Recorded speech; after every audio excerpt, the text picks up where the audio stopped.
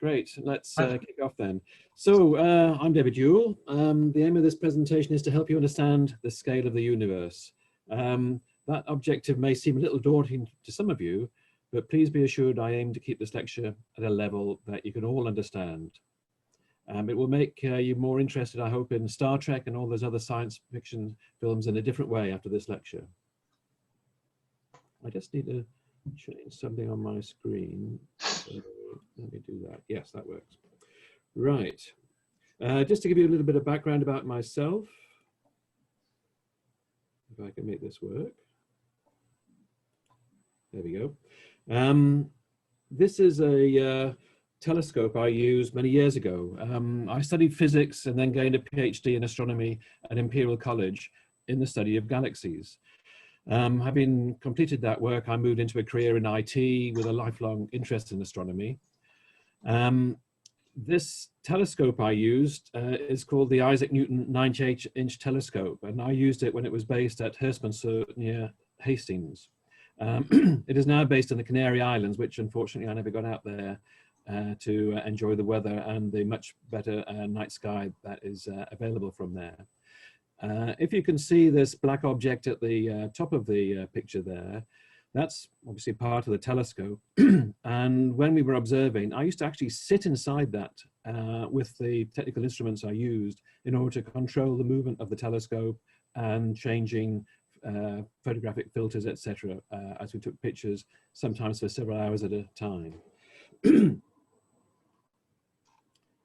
I always enjoyed doing that, but it was difficult having a continuous night shift environment when you were doing that sort of work.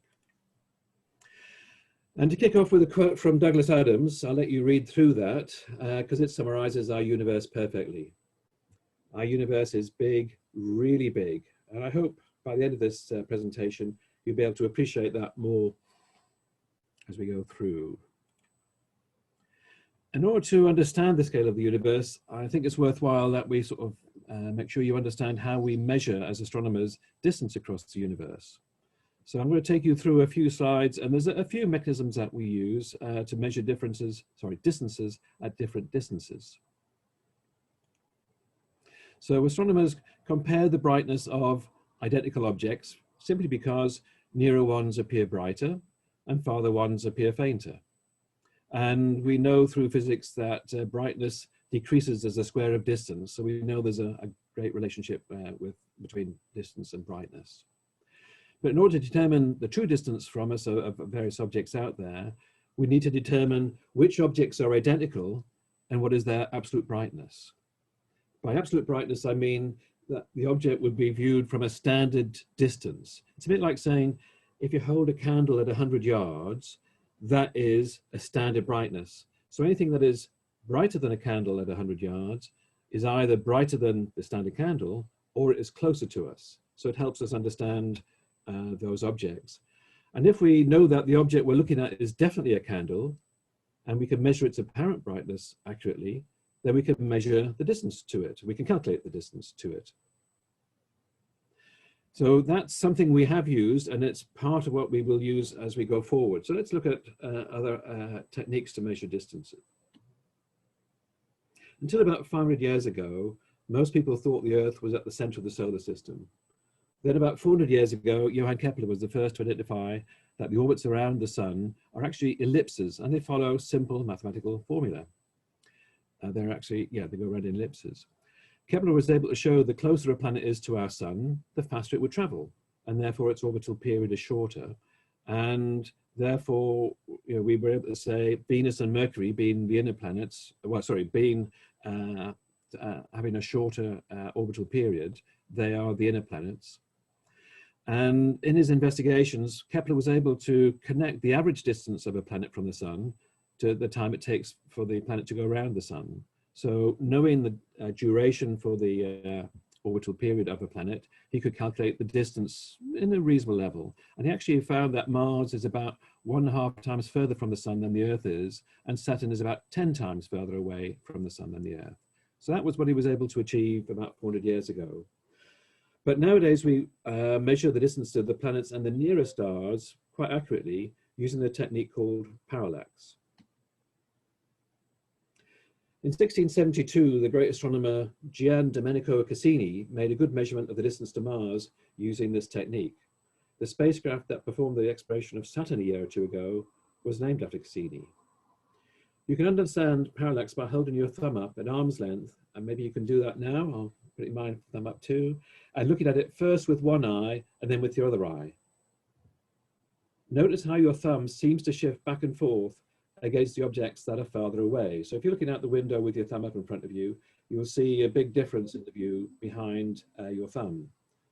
This is because your two eyes are separated by a few inches. Each views your thumb from a different position, the angle. The amount that your thumb appears to move against the background is called its parallax.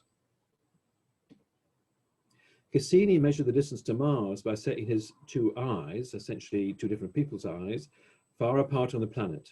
He was in Paris, and a colleague made the measurements at the same time from French Guiana. Simply by measuring the angles that they viewed Mars at the same time, and knowing the distance on the Earth between the two of them, they could calculate the distance to Mars.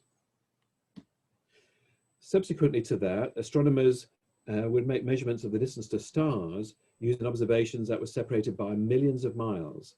We know the distance to our sun by various techniques is about 90 million miles. So when the Earth is on the opposite sides of the sun, that's a difference of 180 million miles. And that gives us an opportunity to measure angles to the stars. Only a few stars can be measured in this way, as most stars are very far away. But a few stars were found to be relatively nearby because we could see their position in the sky changed.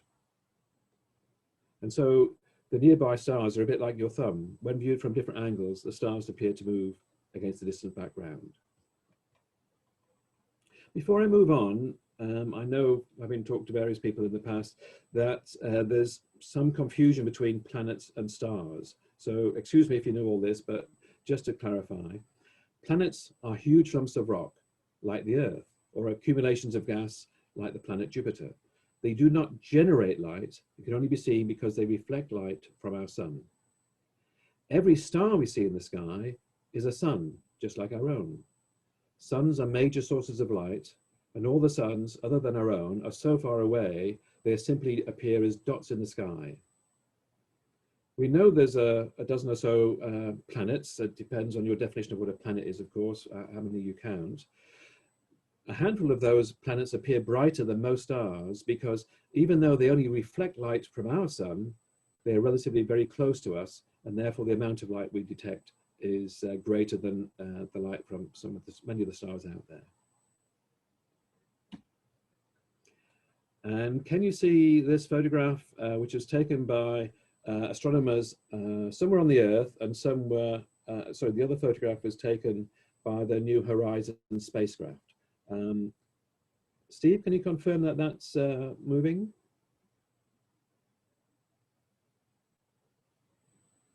Can't hear you, Steve.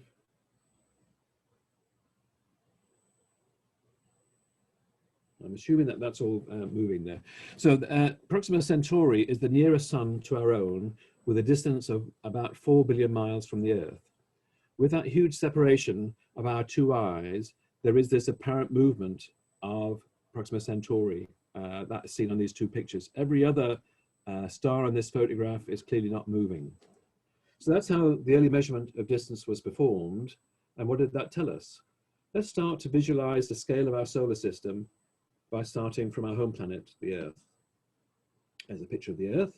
We know it quite well. It takes a plane almost a day to fly around it, and we can build rockets. And there are people in space stations flying around the Earth, and they fly around in only 90 minutes at the speed of about 17,000 miles per hour.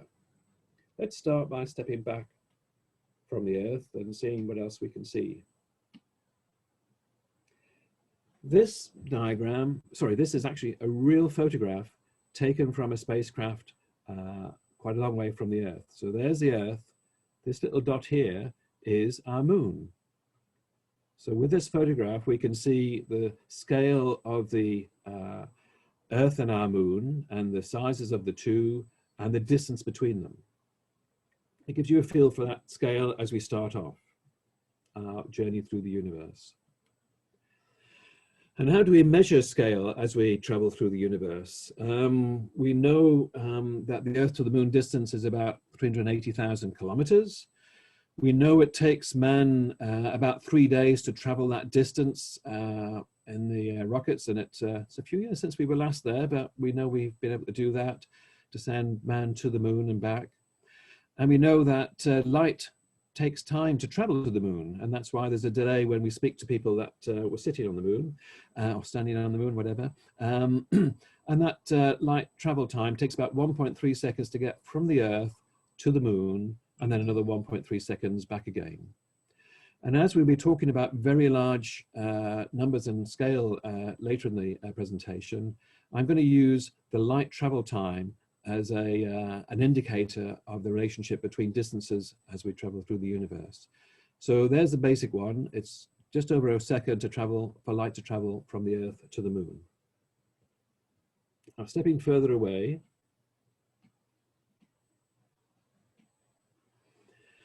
so a long way back, we would see that the Earth is 500 light seconds from the Earth. That's about 9 minutes of time that the light takes to get from the sun to arrive at the Earth. And the sun itself is about 4.6 light seconds in diameter. So the sun is actually a huge object, and we are a very long way away from it. And just to try and show you the scale of the Earth compared to the sun, and also compare the distance between the Earth and the moon against the sun, you see it's a huge object. Even the largest planet in our solar system, Jupiter, is a small item compared to the size of the sun. So if the sun was about my size, let's say I'm 2 meters tall, the Earth would be the size of a golf ball that you hold in your hand. It's very small compared to the sun, and Jupiter would be the size of about a football.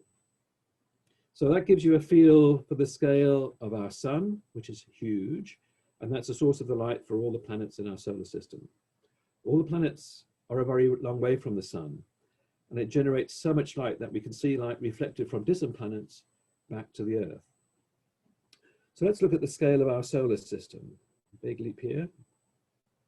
And what you see on this diagram is that the Earth is now 500 seconds on this scale from the sun. And there's the two inner planets. Mercury is about 193 seconds from the sun, Venus 360, and then you can look out through the different planets out to Pluto, which nowadays some people say isn't a planet, just by definition of what it is, but I've got it on this slide to show you that the light takes 19,500 light seconds to travel, from the sun to Pluto. That's about 5.5 hours for the duration. So if ever we have spacecraft, and we have had spacecraft go further out of our solar system than Pluto, it takes hours for light to travel from the Earth to those spacecraft, and then hours again for the spacecraft to return a signal back to the Earth. So that gives you a feel for the scale of our solar system. If you think about it, currently it takes days for man to travel to the moon.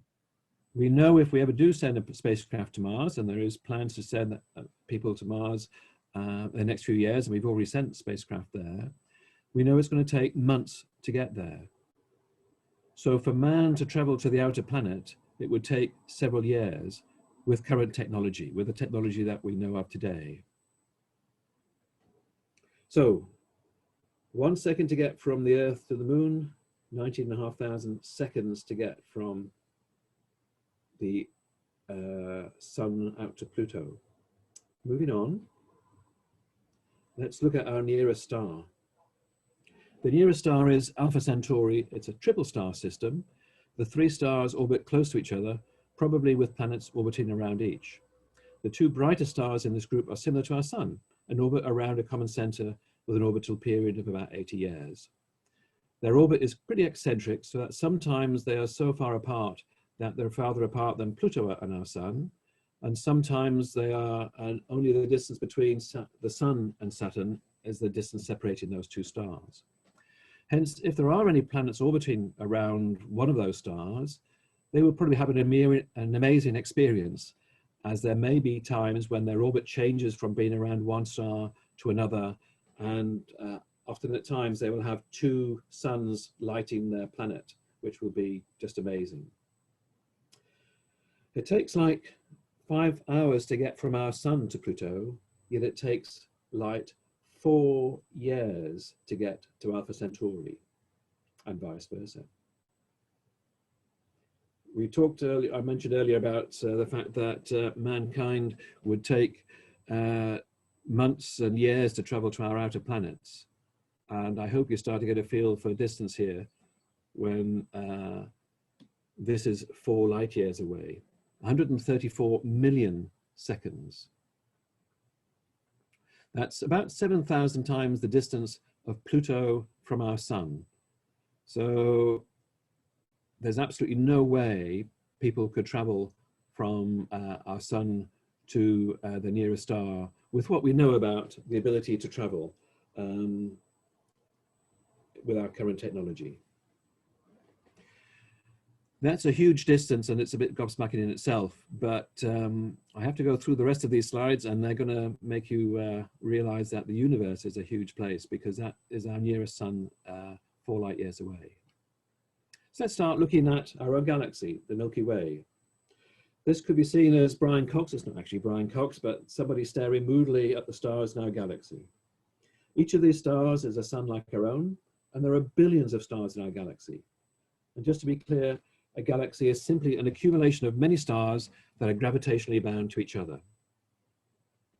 When we're looking at the night sky, I'd just like to clarify a couple of other things that we do see, and we can measure distance too. We used telescopes to analyze these objects, and they originally were called nebulae because they were faint and cloudy type objects. But when telescopes became more powerful, we were able to resolve these into their true forms. It turned out that there are many types of nebulous objects in the sky, and these can be clouds of dust, simple dust up there, the remains of a supernova, which is essentially a load of dust that was blown out from a star that exploded. We see clusters of stars, which initially we just thought were nebulous objects, but as we resolve the detail, we can see there are lots of stars as clusters in our galaxy. And we can also see large clusters of stars that actually separate galaxies a long way from us. And I'll be showing you a picture of Andromeda, our nearest galaxy, later on. We can also see constellations in the sky. I suspect you've all seen this constellation. It's called sometimes Ursa Major, the Great Bear, the Big Dipper, the Plough. It has various names for various historical reasons. And a constellation is an area of the sky in which several visible stars form a pattern that remind us maybe of an animal or a mythical person or creature. And ever since man has been able to think, we've been looking at the stars and trying to read something into their patterns. But we now know, having measured the distance to some of these stars, that these patterns are simply formed by a random set of stars that have no relationship to each other. Some of these stars are faint and nearby, some are very bright and very distant. I don't have pictures of our own galaxy because we're inside it. And you might wonder what our shape is, what of the shape is of the galaxy is. So what we've looked is, what I've got some pictures of is other galaxies, and I can compare them to our own and what we believe we understand about our own galaxy. But before we do that, I'll just show you a picture of what was originally thought to be a nebulous object, but is in fact a cluster of stars. Many clusters of stars have been found in our galaxy and in other galaxies. Some clusters are bigger than others, and some are so large they're actually mini galaxies. And we actually have a couple of mini galaxies orbiting around the Milky Way. They're called the Magellanic Clouds. You can see in this photos that stars come in different colors. Blue stars tend to be younger and red stars tend to be older. Some examples here of reddish ones and blue ones. The distance between stars in a cluster might be only about 1 light year at times. And stars in a cluster, because of gravity, they move within the cluster and rotate around the cluster. And sometimes when the stars are moving around, they come very close to each other. And it is thought that planetary systems are unlikely to exist in those stars because as stars pass each other, they would drag planets around and life on those planets would be impossible. So let's now look, take a step outside our galaxy. This picture shows an edge-on view of a galaxy that we believe is like the Milky Way. You see it's very disc-shaped. Many, but not all galaxies are like this. And our galaxy, through various measurements and looking at other galaxies and measurements, we found to be about 100,000 light years across. 100,000. There are larger galaxies than ours, and there are smaller ones. Remember, our nearest star is only 4 light years away. So our star and the nearest star are lost within this huge number of stars that form a galaxy. We believe there might be 10 billion stars in our galaxy forming a shape like we see here. If we had the ability to travel faster than light, which physicists currently believe is impossible, then to visit 10 billion stars would take a very long time to occur. So if there is light out, if there is life out in that galaxy that we belong to, the people that have maybe started traveling around the galaxy would take a very long time to find us, one planet amongst the planets orbiting around 10 billion suns. So our galaxy is a huge place. And you'll see in the bottom of this slide, again, the comparison and trying to help you understand the scale from going from the Earth to the moon of 1 second, to the nearest star, 134 million seconds, and then 25,000 times larger, we get to the width of the galaxy, a huge scale, and that's our own galaxy. Here's a top-down view from outside a galaxy that is like our Milky Way.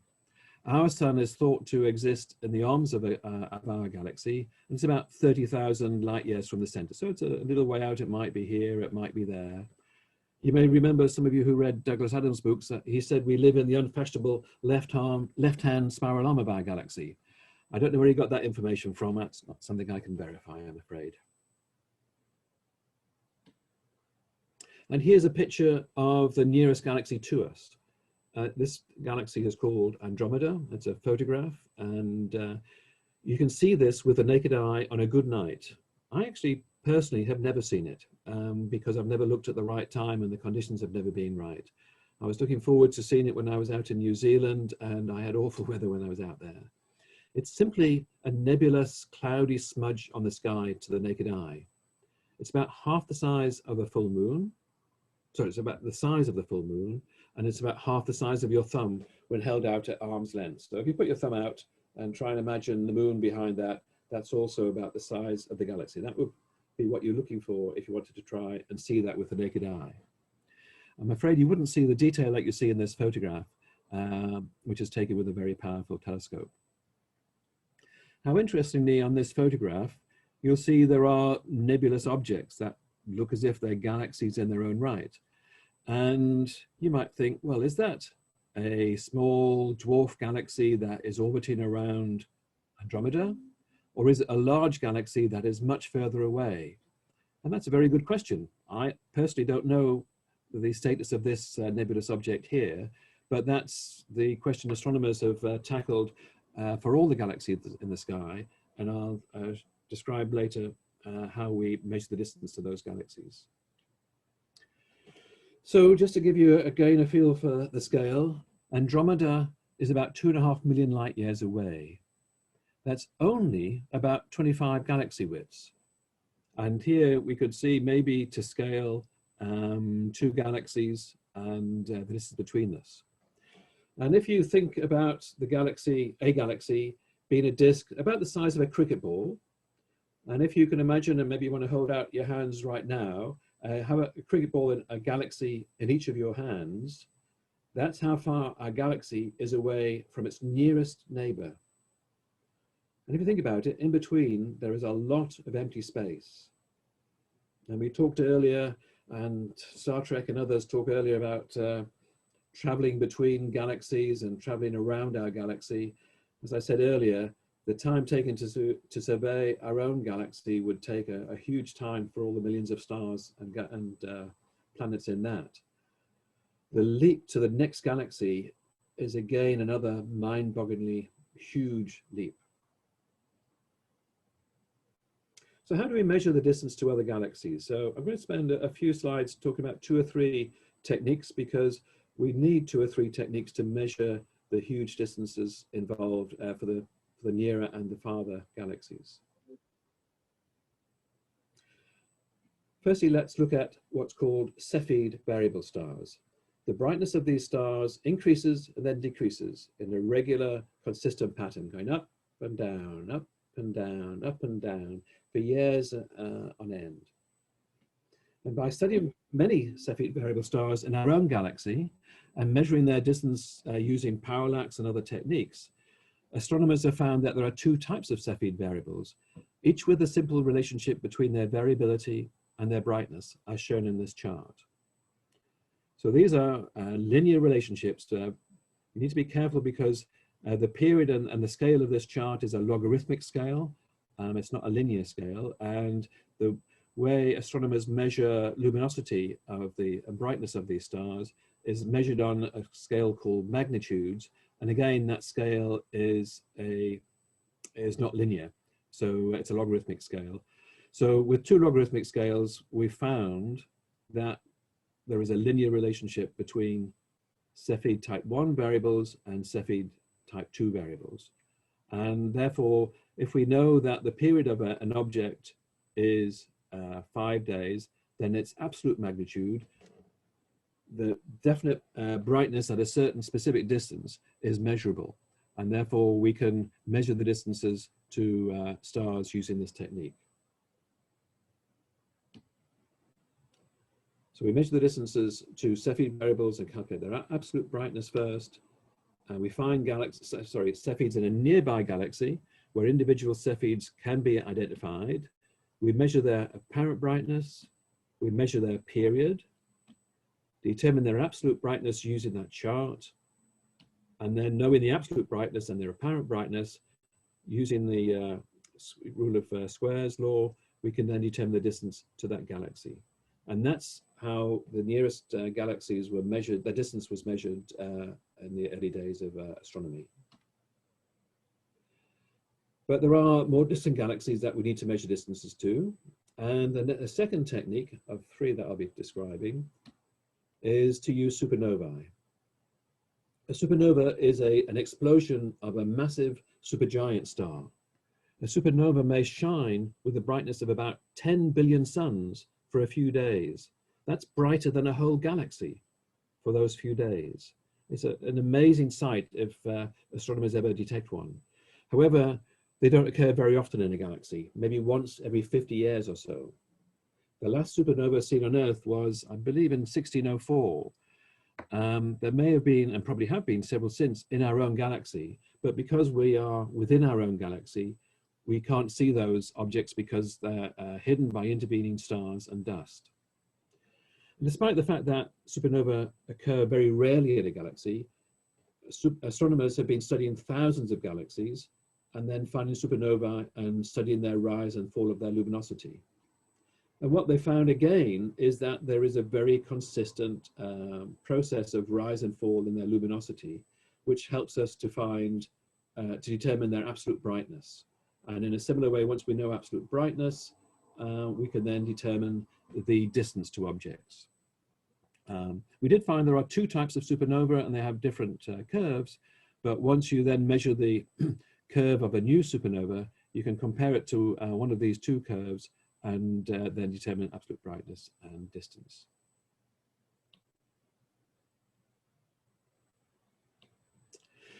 And let's go one step further. The new mechanism I'm going to describe was not expected and came about by good fortune when astronomers studied the spectra of galaxies. I'll try to explain what they found and how it helps determine the distance to a galaxy. So in a galaxy, there are lots of stars like our sun, and they all emit a range of light at different wavelengths. There is visible light, there's all sorts of other types of light that you'll have heard of, from gamma rays up to radio frequencies. And in the early days, astronomers mainly looked at the visible light and collected a spectrum which indicated the highs and lows of the visible light that was measured.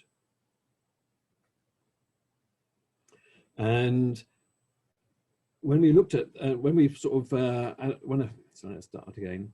When an astronomer recorded the spectrum of a galaxy, he would often display it in a form like you see on this picture here.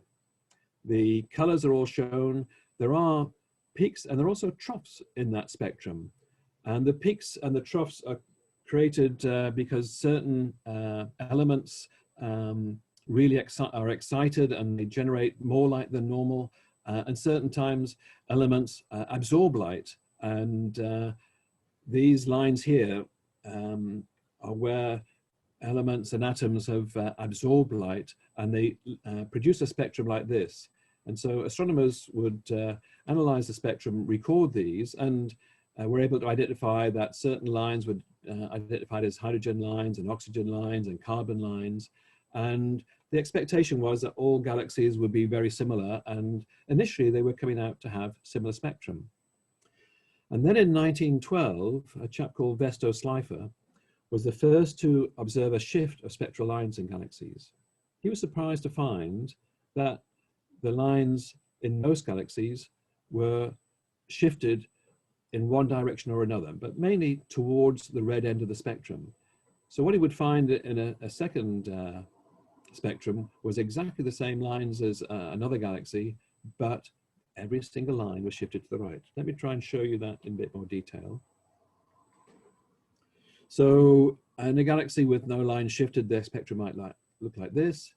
In a galaxy with lines shifted, it's the same colors that we see in the display, but the lines are shifted to the right if they're red shifted, and the lines are shifted to the left if they're blue shifted. As I say, this was not expected, and so it led to a lot of research to find out why are there red shifts in galaxies. And in the 1920s, Edwin Hubble measured and collected so many data points that he was able to measure distances to galaxies, because he found, let me just go through this a little bit more. Yes, I should have mentioned redshift is calculated and usually called the letter Z. It's simply the wavelength observed minus the wavelength at source, and wavelength is moving from left to right on this spectrum, divided by the wavelength at source. And that calculation is the same for every one of the lines that is measured. And Hubble was able to create this diagram. And what you see is that he measured the redshift of galaxies and plotted them on a chart with the distance that was measured to those galaxies using measurements of mainly Cepheid variables and other techniques. And he was amazed to find this very linear relationship between redshift and distance. And I should emphasize, in later years, we found that the linear relationship is applicable to nearby galaxies, and it becomes non-linear later on. But this is very powerful discovery of that. And that was back in the 1920s, and as I think you pretty all know, the first space telescope was named after Edwin Hubble because of his major achievement to find this relationship, which really helps us find the distances. So if we can measure the redshift of a new galaxy and we find it's up here, then we can very confidently predict its distance based on a simple measurement of the redshift as we saw before. A small aside at this point, many of you will have heard of the Doppler effect, which causes the sound of an approaching police siren to be at a higher pitch as it travels towards us and then travels away from us. The Doppler effect also applies to light, such that galaxies traveling towards us have their light blue shifted, and those traveling away from us have their light red shifted. If you look at this chart, you'll see in the middle here, there actually is a group of galaxies around, some with redshifts that are below the line and some above the expected line, and yet they're all thought to be at the same distance. And that actually is a proof that the Doppler effect is really occurring with galaxies, in that in a cluster of galaxies, and this is a cluster, we find that some of galaxies in that cluster are moving towards us and some are moving away from us. So the Doppler effect is proven. And because of that relationship there, most astronomers believe that as we measure the distance, the redshift of galaxies out in the universe, that the Doppler effect proves that as we go further away from us, there is a greater velocity, and therefore the universe is expanding. So what does this redshift tell us about galaxies? Well, before I go into that, let me just show you another chart. This is a count of galaxies by redshift from the Sloan Digital Sky Survey, SDSS. And you'll see that thousands, in fact, millions of galaxies have been measured by the Sloan Digital Sky Survey. And their redshifts tend to be in the range 0 to 1. And there are very few at, oops, let me just go back, very high redshifts. You'll see on here that there are peaks and drops in the count. This is simply because of the technology used to measure the galaxy's data. Smaller telescopes can measure the redshift of galaxies near us, but to find and detect and measure the features of galaxies that are farther from us is more difficult. So when we look at the redshift above about 0.5, as you can see here, these measurements are largely made with the Hubble Space Telescope and very large telescopes on Earth. The measurements down here are from smaller telescopes. And for some reason, astronomers have left a bit of a gap in the middle. This is purely a technological limitation and is not a reflection on their counts of galaxies. But it also does confirm that most of the galaxies that we've measured are in the redshift range 0 to 1, which is actually, as you'll see later, billions of light years. But let's look a bit more at galaxies and what's around before we go into those details. This is a picture taken by the Hubble Space Telescope. And an astronomer some time ago, against a lot of advice, said, let's point the Hubble Space Telescope in an area of the sky that we believe is empty. And the Hubble Space Telescope can be guided so accurately, we can leave it collecting data over several days, and let's see what it finds in what we believe is to be an empty part of the sky. And this is the picture it took, which is just amazing to me and most astronomers, because every one of those little dots on this photograph are galaxies. There are no stars in this photograph. These are all galaxies. And you'll see the different shapes, you see the different colors of the galaxies. There's sort of edge-on spirals and round galaxies and all sorts of, different shapes. So this is just amazing that far out, that's almost as far as we can see in the universe with our best instrument at the moment is the Hubble Space Telescope. There are new ones coming online soon, and hopefully we'll get more pictures. But that's what we can see at the moment. And another amazing thing to me is that light can travel all that distance from all those distant galaxies to the Earth with apparently minimal obscuration by anything in between. That tells us that space is largely very empty. We now believe there are about 100 billion galaxies in the universe that can be seen, but we've only measured the characteristics of a few million so far, as I showed you on the previous slide. There are programs of research by astronomers that are one by one is measuring and cataloging every star in our galaxy and every galaxy in the universe that we can see. So what is that telling us so far? Well, it tells us that there are lots of clusters of galaxies. I showed you a picture of a cluster of stars in a previous slide, and here we can see a cluster of galaxies that are held together by gravity. Some of the elongated lines in the photo are thought to be the result of gravitational lensing, such that even more distant galaxies well behind this cluster are lensed by gravity. So the light is affected by the gravity of the cluster, and the distant galaxy comes out as a shape like this. And you see similar sort of shapes in this photograph. So this is showing you the effects of gravity, and it's also showing that there are clusters of galaxies. And galaxies in a cluster might be only 1 million light years apart. remembering that I said Andromeda is about 2.5 million light years away from us.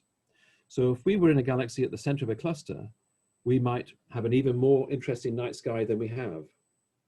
That said, galaxies migrate around a cluster due to gravitational attractions, and galaxies can merge, which would probably be a good experience, not be a good experience for any life living in those galaxies. And I don't want to frighten you, but we do know that Andromeda, the nearest galaxy, is heading towards our galaxy, and there is expected to be a merger between our two galaxies in about 4.5 billion years. That's quite a long time away, and especially when you consider that our own sun is about halfway through its life. And so in about 4.5 billion years, it will be close to death. So any of our descendants that are around at that time will have a lot on their minds to think about, both about our own sun as well as the merger with Andromeda. And having studied millions of galaxies throughout the universe, astronomers have been able to put together the next map. Now, this is a 3-dimensional rendition of what we believe our universe looks like. Apologies, the writing is difficult to read on this. It's simply providing the names of clusters and also the voids between them. And what was amazing when this chart was first put together was the recognition that there are huge voids in our universe, and our galaxies mainly grouped together. We ourselves are in what's called the Virgo cluster at the center of this diagram, in a cluster that contains, I think, over 100 galaxies. But it is still amazing that we can see all these galaxies and we can see the clustering of those galaxies in our universe. So, how far can we see? Well, we believe the farthest galaxies we've detected are about 13 billion light years away. And just to review what we said earlier in the lecture, from the Earth to the Moon is 1 second, from the Sun to the nearest star is 134 million seconds. So we've got over 100 million factor change in scale between our moon, Earth to Moon, and Earth to nearest star. And then as we expand from the nearest star through our galaxy, 100,000 light years is a 25,000 growth in scale there. And then onto the nearest galaxy to us, and then onto the most distant galaxy, we're talking about 1,000 million scale there. And to help you understand the scale of the universe, I want you to close your eyes for a moment and imagine that you have a galaxy shaped the size of a cricket ball in each hand, holding your hand outstretched away from you. If you can imagine yourself standing in the center of the Isle of Wight, the known universe would stretch to the seashore. That's about 12 kilometers away. And all around in 3 dimensions, so up into the air, down into the earth, there are all those billions of galaxies. But also remember, there's lots of voids out there. So as you sort of look around yourselves, you will see that there are groups of galaxies here and there. And as they get further and further away, they're smaller and more difficult to see. And that, my friends, is the end of the presentation. I hope you've enjoyed it. I hope you have a better understanding for the scale of the universe. And I'd like you to think about Star Trek again and all those science fiction films, and about maybe what transportation technology might exist in the future to get not only to our nearest star, but to the other stars in our galaxy, or possibly even visiting other galaxies. Well done, David. Thank you ever so much for that. Oh, yeah. I've got that one last slide. I'll leave people to read that. And that's another nice quote from Douglas Adams. Okay, so now I can throw this open for questions. Do you want me to hand back? Very good indeed, David. When I introduced you, I think I got confused between expletives and superlatives. But I think you probably need a combination of both of them. Yes, it's a big place we live in. Yeah. Anyway, have you got your chat box? I'm looking through. We have 1 or 2 comments and questions in the chat box, and the first is from Carol Barrett. How do we know there is nothing between galaxies? Basically because we can see those other galaxies and we can see so far. So light is able to travel through the universe, and we do believe there are electrons, protons, probably some atoms, very sparsely spaced, like maybe one electron in a, I'm not too sure if it's a square meter or a square kilometer or something, but they're very sparsely spaced, so that our measures of those distant galaxies does indicate there's very little in between us. Right. The next. I would just be tempted to say, how do you know there isn't some transparent matter there? Because transparent matter does have a side effect on the light it travels. You make a good point. And yeah. It's also, what's the right word? You know, light does scatter off things in between. Right. And as we see light traveling through the air in our Earth, you know, light travels through air, but it also does get scattered, and we see the effects of that. We don't see similar effects in the universe. We do see some similar effects, I need to be careful there, but not of a significant nature. No, that makes sense, yeah. Thank you. Well, Carol, you had another question. Is the universe finite or infinite? Infinite? Well, I'm pleased to ask that question, because most astronomers would say it's finite, because we have a theory called the Big Bang that I think you've all heard of. And just put my cards on the table, I do not believe in the Big Bang. Oh. And the vast majority of astronomers do believe in it, so one has to be careful.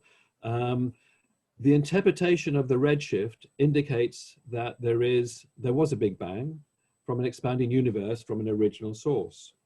I do not believe, the fact that there is a redshift is obvious. The fact that the redshift originated from an expansion, to me, is not proven. There are other theories that could explain why light is redshifted. One simple one is that light gets tired as it travels from a distant place to us, and it loses energy during its travels. So I'm not convinced that there was a Big Bang, and therefore the universe may be bigger than we think. I'm not too sure if it is infinite. So sorry to a bit of a vague answer, but just to give you a balanced answer. What about the background temperature then, David, in the universe, 2 degrees Kelvin? Again, that could originate from a Big Bang. Yeah. But going back to the earlier question, it could be that, for example, our galaxy is surrounded by a cloud of dust that we can see through, but that dust could have a local temperature of, was it 2.7 degrees or something for the background radiation, and we could simply be seeing the reflected light from our own galaxy warming up the gas around us and reflected back into our own galaxy. Yeah. So again, I emphasize, I'm saying things that are not standard practice across astronomers, but I'm also prepared to challenge those standard practices, because I think it's appropriate to challenge these things. Yeah, I think you're right. And people are challenging conventional physics, aren't they, all the time? Yeah. I have one from Brian McMahon here. What is a distribution of dark matter? Why is a distribution of dark matter apparently so uniform? Well, again, I don't believe in dark matter. Dark matter is a theory. There is no proof that it exists, but there is evidence, there is proof that something is wrong with our analysis of the universe. We know that galaxies rotate and they have these disk shapes, and we understand physics enough to say that the rotation periods and orbital periods of suns as they rotate around a central hub should follow a certain pattern, and they don't. So we know that our understanding of physics is missing something, and some people are proposing, dark matter must exist, and that would explain why galaxies and clusters of galaxies operate in the way they do. But I still think that there are potentially other mechanisms. So again, I'm not convinced, but I'm also not saying dark matter doesn't exist. I'm just saying I'm not convinced it's the only explanation of the way the universe operates. Oh, okay. David Tordorf hints on the same thing here. He's talking about the empty universe, and surely it may not be full of tangible matter, but largely filled with dark matter. So I think you've already... Yeah, I agree with that. It is true that there could be something out there. We just don't know enough about physics. And the other thing I want to emphasize with this lecture is we live on a little planet called Earth. Our physics and our experiments have operated on this little planet called Earth. There's a huge universe out there that we can detect, but have we really got experiments that are capable of really proving whether dark matter exists or not? It's very early days in our understanding of physics. Right. Okay. Peter Weston, is there such a thing as a vacuum? Well, I suppose that's what your definition of a vacuum is. One, Exactly. in theory, it's a totally void, empty space. And as I said earlier, physicists, astronomers do believe that space does contain some matter. There's just very, very little. And the fact that we can see so far and the intervening medium has so little effect on the light crossing it, that it does appear to be very, very empty, but not totally empty. And as people have said, maybe there is such a thing as dark matter, etc. You know, there's all sorts of theories out there.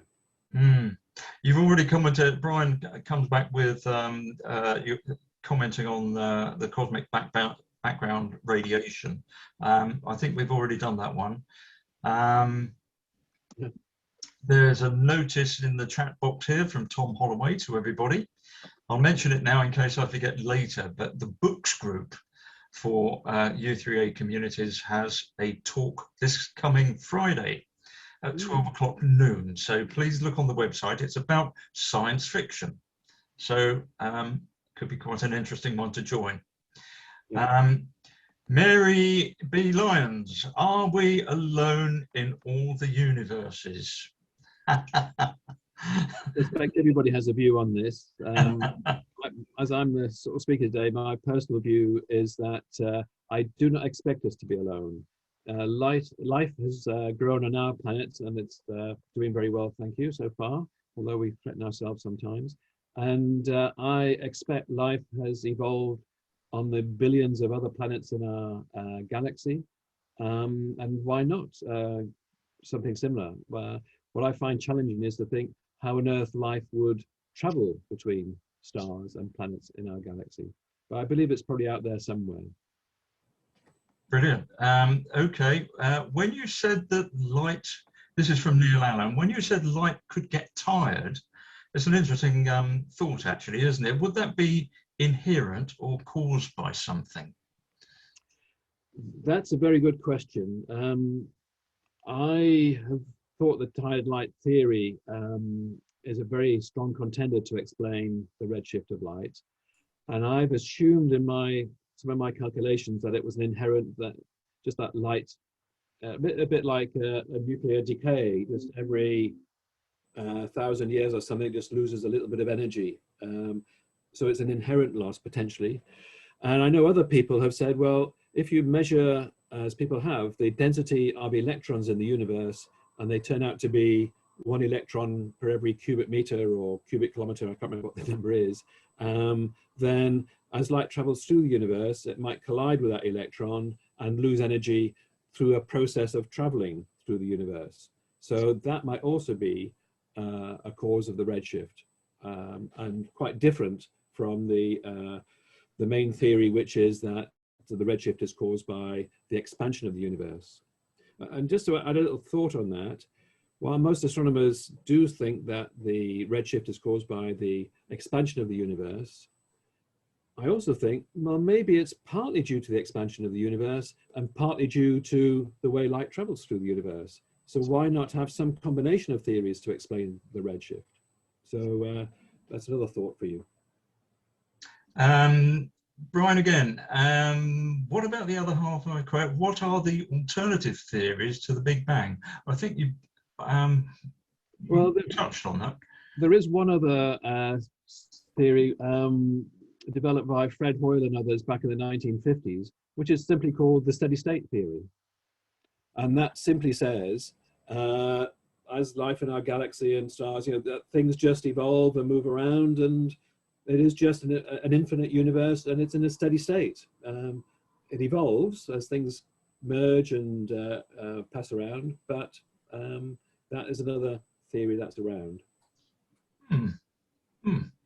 Most interesting. I've opened people's microphones. They're at liberty to switch on. What I would encourage people to do, if they would like to raise their virtual hand, by going to reactions and raise hand, then I can see them pop up, and Barry's got one. He's raised his hand. Go ahead, Barry. Yeah, thanks, David. That was absolutely fascinating. I've got a question about Alpha Centauri, which you mentioned as the nearest star or triple star system to us.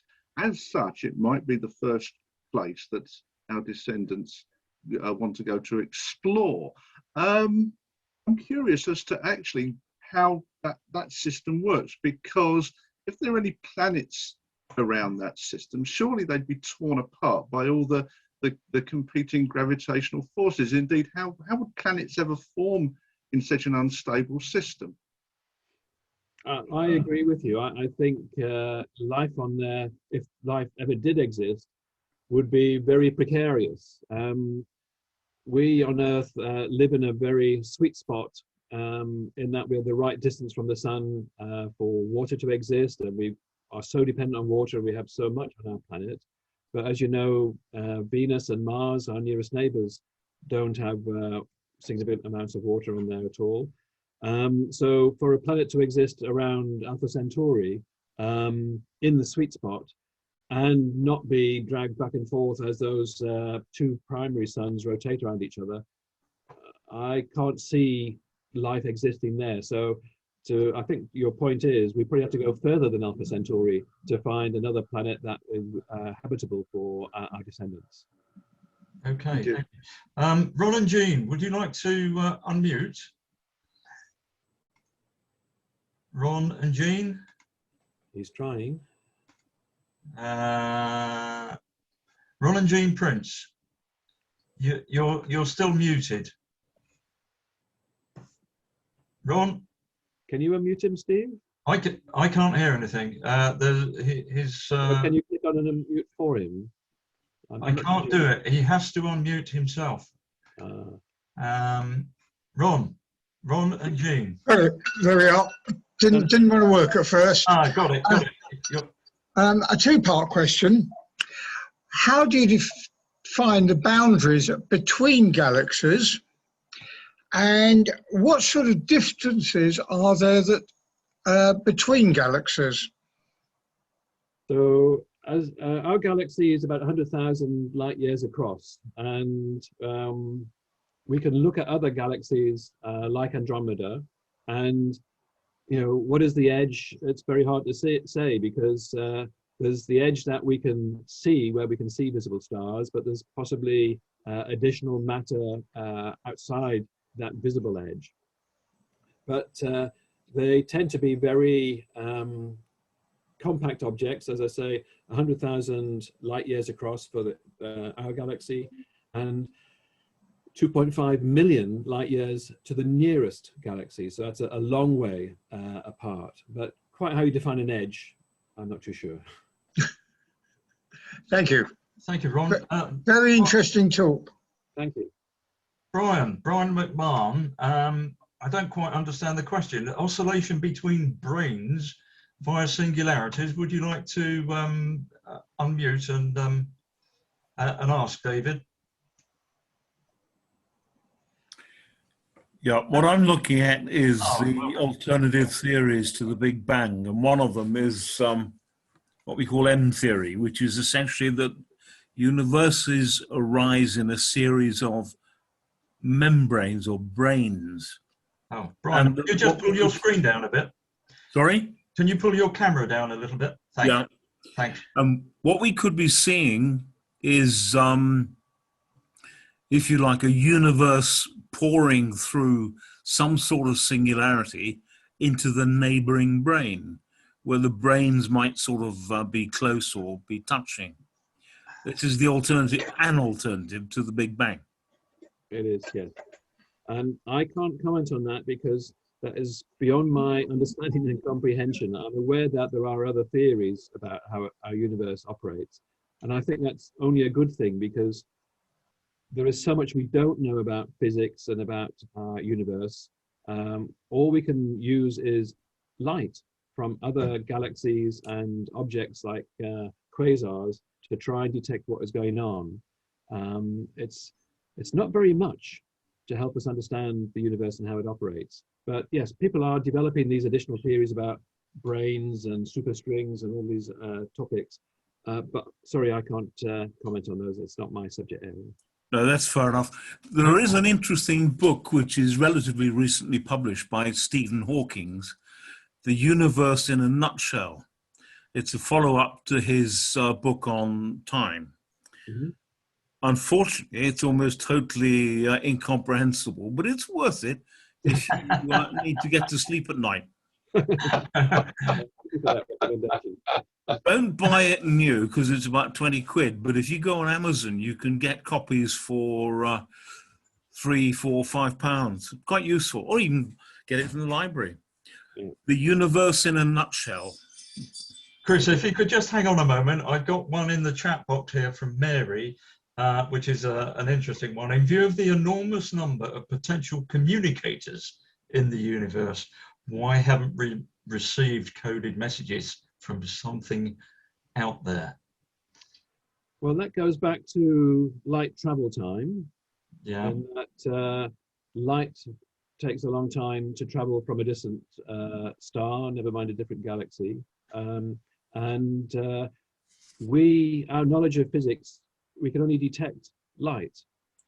And as Brian said, maybe there are other things, oscillations called brains or singularities or other aspects of physics we don't understand. And maybe advanced civilizations elsewhere in our galaxy or elsewhere can use different forms of communication. But we are limited to light, and light takes a very long time. And there might be communications on their way to us, but we haven't received them yet. Yeah, okay, thank you. Chris Smith, by the seaside.